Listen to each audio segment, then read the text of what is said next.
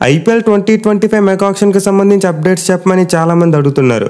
So ఈ వీడియోలో అయితే నేను లాస్ట్ ఫ్యూ డేస్లో వచ్చిన కొన్ని కీ అప్డేట్స్ గురించి చెప్తాను. మెయిన్లీ ఐపీఎల్ 2025 మెగా ఆక్షన్ యొక్క డేట్ అండ్ వెన్యూ, అలాగే ఢిల్లీ క్యాపిటల్స్ టీం రీటైన్ చేసుకోబోయే ఆటగాళ్ల లిస్ట్, చివరిగా సిఎస్కే టీం ఎంఎస్ ధోనిని ఎలా రీటైన్ చేసుకోబోతుంది, అలాగే వాళ్ళు రీటైన్ చేసుకోబోయే ఆటగాళ్ళు ఎవరు. సో పర్టికులర్గా ఈ 3 టాపిక్స్ గురించి ఎందుకు చెప్తున్నా అంటే వీటి గురించి అప్డేట్స్ వచ్చాయి కాబట్టి. మెయిన్లీ ఇందులో ఫస్ట్ 2 అప్డేట్స్ రిలయబుల్ వెబ్సైట్ అయిన క్రిక్బజ్ నుంచి వచ్చాయి. సో మనమైతే ఇప్పుడు అప్డేట్స్ అండ్ రిపోర్ట్స్ గురించి డీప్గా డిస్కస్ చేసుకుందాం.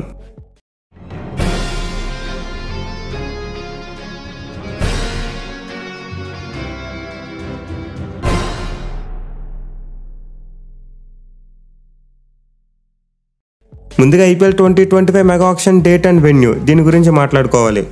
సో యాక్చువల్గా టైం లైన్ చూసుకుంటే జూలై ఎండింగ్ నాటికి ఐపీఎల్ ఓనర్స్ యొక్క మీటింగ్ జరిగింది. అండ్ ఈ మీటింగ్లో చాలా విషయాల గురించి డిస్కస్ చేశారు. ఫైనల్గా ఆగస్ట్ ఎండింగ్కి రిటెన్షన్ రూల్స్ గురించి చెప్తామని చెప్పి అప్డేట్ ఇచ్చారు. బట్ రియాలిటీలో చూసుకుంటే బీసీసీఐ దీని విషయంలో డీలే చేసింది. ఆగస్ట్ ఎండింగ్ నాటికి రిటెన్షన్ రూల్స్ గురించి చెప్పలేదు. అయితే బీసీసీఐ ఇన్సైడర్స్ కొంతమంది క్రిక్బజ్ వాళ్ళకి ఇంపార్టెంట్ అప్డేట్స్ ఇచ్చారంట. సో వాటిలో the most important update IPL 2025 mega auction యొక్క డేట్. సో మనందరికీ తెలుసు లాస్ట్ 2 ఐపీఎల్ సీజన్స్ యొక్క మినీ ఆక్షన్స్ డిసెంబర్ నెలలోనే జరిగాయి. సో ఈ ఏడాది కూడా మోస్ట్లీ ఐపీఎల్ ఆక్షన్ డిసెంబర్లోనే జరగచ్చు. బట్ క్రిక్బజ్ వాళ్ళు ఇచ్చిన అప్డేట్లో చూసుకుంటే మాత్రం నవంబర్ 3rd వీకెండ్ లేదా 4th వీకెండ్లో ఆక్షన్ జరగచ్చు అంట. ఇంకా సింపుల్గా చెప్పాలంటే నవంబర్ 23 మరియు 24 ఈ 2 డేట్స్ను లైక్లీ డేట్స్గా చెప్తున్నారు. సో ఈసారి IPL mega auction most likely November last వీక్లో జరిగిపోవచ్చు. అంటే అలా ఎర్లీగా ఆక్షన్ కండక్ట్ చేయడానికి చెప్తున్న మరో రీజన్ జైషా. సో మనందరికీ తెలుసు నవంబర్ 30th జైషా యొక్క సెక్రటరీ పదవి ముగుస్తుంది. ఆ తర్వాత అతను డిసెంబర్ 1వ తేదీ నుండి ఐసీసీ చైర్మన్గా బాధ్యతలు చేపట్టబోతున్నాడు. దీంతో జైషా సెక్రటరీగా దిగిపోకముందు ఆక్షన్ పెట్టాలని చెప్పి బీసీసీఐ చూస్తుంది. అండ్ ఆక్షన్ వెన్యూ చూసుకొని ఈసారి కూడా అబ్రాడ్లోనే పెట్టబోతున్నారు. లాస్ట్ ఇయర్ చూసుకుంటే మినీ ఆక్షన్ దుబాయ్లో పెట్టారు. సో ఈసారి కూడా ఇండియాలో పెట్టే ఛాన్సెస్ కనిపించట్లేదు. మోస్ట్లీ అబుదాబీలో ఈసారి ఆక్షన్ నిర్వహించే అవకాశాలు కనిపిస్తున్నాయి. ఈవెన్ మస్కట్ మరియు దోహా లాంటి నగరాలను కూడా కన్సిడర్ చేస్తున్నారు. సో గల్ఫ్ కంట్రీస్ అయితే మనం బీసీసీఐని ఎంకరేజ్ చేస్తూ చాలా ఇన్వెస్ట్మెంట్స్ పెడుతున్నారు. దీనివల్ల ఈసారి కూడా ఐపీఎల్ ఆక్షన్ అక్కడికి తీసుకెళ్లే అవకాశాలు ఎక్కువగా ఉన్నాయి. అండ్ ఆల్సో మనందరికీ తెలిసిందే ఐపీఎల్ మెగా ఆక్షన్ ఎప్పుడు కూడా 2 days ఉంటుంది. అదే మినీ ఆక్షన్ 1 day మాత్రమే ఉంటుంది. బట్ ఇప్పుడు క్వశ్చన్ మార్క్ ఏంటంటే నవంబర్ ఎండింగ్కి ఇంకా 2 months మాత్రమే టైం ఉంది. సో యాక్చువల్ సినారియోలో చూసుకుంటే రిటెన్షన్ రూల్స్ రిలీజ్ చేసిన తర్వాత అన్ని ఫ్రాంచైజీలకు కూడా 2 months టైం ఇస్తారు.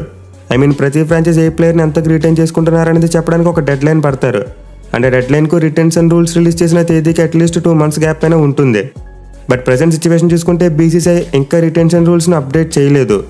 ఇన్ఫాక్ట్ లాస్ట్ మంత్ ఎండింగ్కి రిలీజ్ చేయవలసిన రూల్స్ను ఈ మంత్ ఎండింగ్కి పోస్ట్ పోన్ చేశారు. సో ఈ డీలే కారణంగా ఐపీఎల్ మెగా ఆక్షన్ ఎర్లీగా నిర్వహించడం కష్టమే. అఫ్కోర్స్ క్రిక్బజ్ చెప్పిన రిపోర్ట్లో నవంబర్ 15 డెడ్ లైన్గా పెట్టారు. అంటే ఏ టీం ఎవరిని ఎంత పెట్టి రిటైన్ చేసుకుంటున్నారనే దాన్ని నవంబర్ 15 లోపు చెప్పేయాలి. బట్ ఇలా ఫైనల్ చేసిన తర్వాత 1 week గ్యాప్లో ఆక్షన్ పెట్టడం అంటే అస్సలు మామూలు విషయం కాదు. ఎందుకంటే ప్లేయర్స్ యొక్క రిజిస్ట్రేషన్ స్టార్ట్ చేయాలి. అండ్ దెన్ వచ్చిన ప్లేయర్స్ని కేటగిరీస్గా డివైడ్ చేయాలి, వాళ్ళకి బేస్ ప్రైస్ పెట్టాలి. ఆ తర్వాత వెన్యూ కోసం లాజిస్టిక్ ఏర్పాట్లు చేసుకోవాలి. So last time mega auction జరిగినప్పుడు అయితే మనం డెడ్ లైన్కు మరియు మెగా ఆక్షన్కి మధ్య చాలా గ్యాప్ చూసాం. 2021 నవంబర్ 30 అన్ని టీంలు తమ రిటైన్ ప్లేయర్స్ లిస్ట్ను బయట పెట్టాయి. అంటే ఆక్షన్ చూసుకుంటే 2022 ఫిబ్రవరిలో జరిగింది. అంటే 2 months గ్యాప్ వచ్చింది. సో దీన్ని బట్టి చూసుకుంటే డెడ్ లైన్కు మరి ఆక్షన్ డేట్కు మధ్య మినిమం గ్యాప్ అయితే ఉండాలి. నాకు తెలిసి అట్లీస్ట్ ఒక 30 days గ్యాప్ అయినా ఉండాలి. ఎందుకంటే ప్లేయర్ రిజిస్ట్రేషన్ అనేది ఒక లాంగ్ ప్రాసెస్. అండ్ ఆల్సో ఏదో ఒక గల్ఫ్ కంట్రీలోనే ఆక్షన్ నిర్వహిస్తారు కాబట్టి దాన్ని కూడా గట్టిగా ప్లాన్ చేసుకోవాలి. సో దీన్ని బట్టి చూసుకుంటే నాకైతే నవంబర్లో మెగా ఆక్షన్ జరుగుతుందని చెప్పి నమ్మకం లేదు. మోస్ట్లీ జైషా ఐసీసీ చైర్మన్ అయిన తర్వాత ఆక్షన్ జరగవచ్చు. అది కూడా కొన్ని లీక్ అవుతున్న రిపోర్ట్స్ ప్రకారం చూసుకుంటే డిసెంబర్ 15 to 20 ఈ విండోలో ఐపీఎల్ ఆక్షన్ నిర్వహించే అవకాశాలు కనిపిస్తున్నాయి. సో మోస్ట్లీ ఈసారి కూడా ఆక్షన్ డిసెంబర్ నెలలోనే జరగచ్చు. లేదు జైషా సెక్రటరీగా ఉన్నప్పుడు ఆక్షన్ పెట్టాలనుకుంటే మాత్రం థింగ్స్ని చాలా ఫాస్ట్గా మూవ్ చేస్తారు. సో చూడాలి మరి ఈసారి ఐపీఎల్ ఆక్షన్ నవంబర్లో ఉంటుందా లేకపోతే డిసెంబర్లో ఉంటుందా అనేది. ఇక 2వ అప్డేట్ చూసుకుంటే ఢిల్లీ క్యాపిటల్స్ టీం రీటైన్ చేసుకోబోయే ఆటగాళ్ళ గురించే. సో మనందరం రీసెంట్గానే చూసాం రిషబ్ పంత్ బంగ్లాదేశ్ టీం మీద ఒక అద్భుతమైన సెంచరీ కొట్టాడు. అండ్ ఇది కొట్టిన వెంటనే ఢిల్లీ క్యాపిటల్స్ యాజమాన్యం క్రిక్బజ్కు ఒక ఇన్సైడ్ రిపోర్ట్ ఇచ్చింది. సో ఆ రిపోర్ట్లో ఏముందంటే వాళ్ళు ఎట్టి పరిస్థితుల్లో కూడా రిషబ్ పంత్ను బయటికి వదిలే ఛాన్స్ లేదంట. విచ్ మీన్స్ ఐపీఎల్ 2025 కోసం ఢిల్లీ క్యాపిటల్స్ టీం పంత్ను రీటైన్ చేసుకోబోతున్నారు, అది కూడా ఫస్ట్ ప్లేయర్గా. సో దీనివల్ల అయితే ఇప్పుడు క్లారిటీ వచ్చేసింది. పంత్ ఆక్షన్లోకి రాడు. మోస్ట్ ఇంపార్టెంట్లీ సిఎస్కే టీంలోకి వెళ్లేందుకు ఛాన్స్ లేదు. So 1 month back Pant CSK టీంలోకి వెళ్ళబోతున్నాడని వచ్చిన రిపోర్ట్ను డీసీ టీం కంప్లీట్లీ కొట్టిపాడేసింది. మిగిలిన అతని రిటెన్షన్ ఫీకి సంబంధించి రూమర్స్ వచ్చాయి. పంత్ డిమాండ్ చేసిన అమౌంట్ ఇచ్చేందుకు ఢిల్లీ క్యాపిటల్స్ టీం రెడీగా లేదని చెప్పి చెప్పుకొచ్చారు. బట్ ఇప్పుడు ఒక ఢిల్లీ క్యాపిటల్స్ ఓనర్ చెప్పాడు పంత్ శాలరీ లాస్ట్ టైం కంటే ఎక్కువ ఇచ్చి రిటైన్ చేసుకుంటామని చెప్పి. సో రిషబ్ పంత్ అయితే డెఫినెట్లీ ఢిల్లీ క్యాపిటల్స్ టీంతోనే ఉండబోతున్నాడు. ఇన్ఫాక్ట్ పంత్ లాంటి ఒక యంగ్స్టర్ని ఈ టీం కూడా వదలాలని కోరుకోదు. ఎందుకంటే అతను ఇంకా 10 ఏళ్ల కంటే ఎక్కువ కాలం పాటు క్రికెట్ ఆడతాడు. పైగా ఫ్యూచర్లో అతను మన టీమిండియా క్యాప్టెన్ రేస్లో కూడా రావచ్చు. సో పంత్ అయితే ఢిల్లీ క్యాపిటల్స్తోనే కొనసాగబోతున్నాడు. ఇక అతనితో పాటు ఇంకా రీటైన్ చేసుకునే ఛాన్స్ ఉన్న ప్లేయర్స్ గురించి కూడా Delhi Capitals team unofficial update ఇచ్చింది. సో ఒకవేళ బీసీసీఐ కనుక 5 ప్లేయర్స్ని రీటైన్ చేసుకునే ఛాన్స్ ఇస్తే పంత్తో పాటు కుల్దీప్ యాదవ్, అక్షర్ పటేల్, జేక్ ఫ్రాజర్ మెక్గర్క్ మరియు ట్రేస్టన్ స్టబ్స్ ఈ 4 కూడా ఢిల్లీ క్యాపిటల్స్ టీం రీటైన్ చేసుకునేందుకు రెడీగా ఉందంట. సో ఇండియన్ ప్లేయర్స్ కేటగిరీలో రిషబ్ పంత్, అక్షర్ పటేల్ మరియు కుల్దీప్ యాదవ్ను టాప్ ప్రయారిటీస్గా పెట్టుకున్నారు. అండ్ ఫారెన్ ప్లేయర్స్ విషయానికి వస్తే జేక్ ఫ్రాజర్ మరియు స్టబ్స్ ఇద్దరు యంగ్స్టర్స్ను టాప్ ప్రయారిటీలో పెట్టుకున్నారు. సో ఇప్పుడు మనం చెప్పుకున్న 5 ప్లేయర్స్ యొక్క ఏజ్ మోస్ట్లీ 30 బిలోనే ఉంది. అంటే ఢిల్లీ క్యాపిటల్స్ టీం తమ ఫ్యూచర్ కోసం గట్టిగానే ప్లాన్ చేశారు. ఒకవేళ కనుక వాళ్ళు 5 రీటైన్ చేసుకోగలిగితే డెఫినెట్లీ ఆ టీం ఫ్యూచర్ అద్భుతంగా ఉండబోతుంది. ఇక చివరిగా సిఎస్కే టీం రీటైన్ చేసుకోబోయే ఆటగాళ్ళ గురించి కూడా ఒక అప్డేట్ వచ్చింది.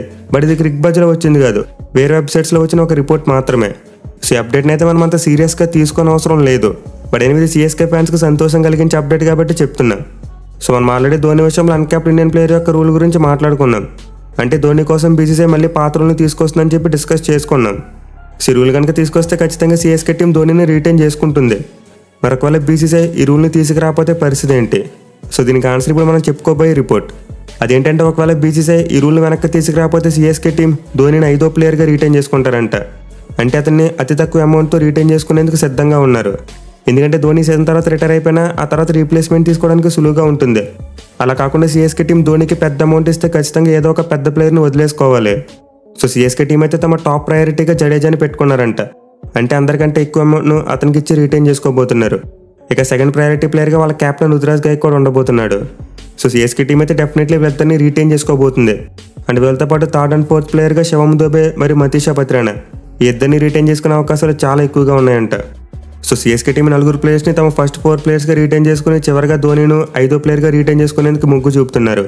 అయితే ఒకవేళ అన్క్యాప్డ్ ప్లేయర్ రూల్ తీసుకొస్తే సిఎస్కే టీం ఇంకో ఫారెన్ ప్లేయర్ని ఎక్కువ రీటైన్ చేసుకుని ధోనిను అన్క్యాప్డ్ ప్లేయర్గా రీటైన్ చేసుకుంటారు.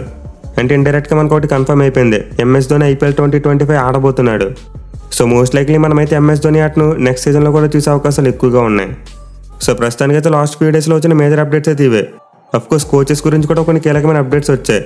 బట్ వాటన్నింటి గురించి చెప్పుకుంటే వీడియో పెద్ద అయిపోతుంది. సో నేనైతే కోచెస్ గురించి ఒక సెపరేట్ వీడియో చేస్తాను. అంటే ఏదో ఒకటి టీంల యొక్క కోచెస్ గురించి కాకుండా అన్ని టీంల యొక్క కోచెస్ గురించి చెప్తూ ఒక వీడియో చేస్తాను. సో మీరు ఆ వీడియోతో పాటు ఐపీఎల్ అప్డేట్స్ ఏమీ మిస్ కాకుండా ఉండాలనుకుంటే ఖచ్చితంగా మన ఛానల్కి సబ్స్క్రైబ్ చేసుకోండి. అలాగే మోస్ట్ ఇంపార్టెంట్లీ పక్కన ఉన్న బెల్ ఐకాన్ యాక్టివేట్ చేసుకోండి. లేకపోతే నేను మీకు వీడియోస్ పెట్టిన నోటిఫికేషన్ రాదు. ఒకవేళ మీరు ఆల్రెడీ ఇవన్నీ చేసుంటే థ్యాంక్ యూ సో మచ్.